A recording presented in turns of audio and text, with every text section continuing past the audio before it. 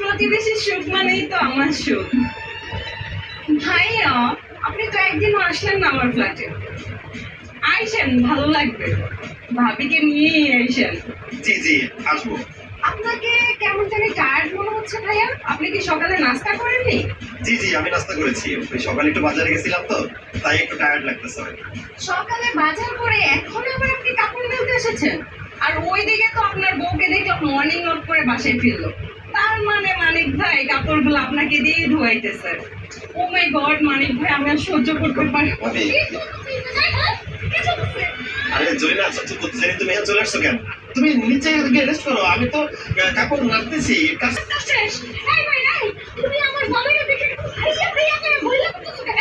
আর তুমিও তো একবার ধুইলা যেতে পারে কাহিনী কি? তোমার দেখাই দেখি গো তোমারে।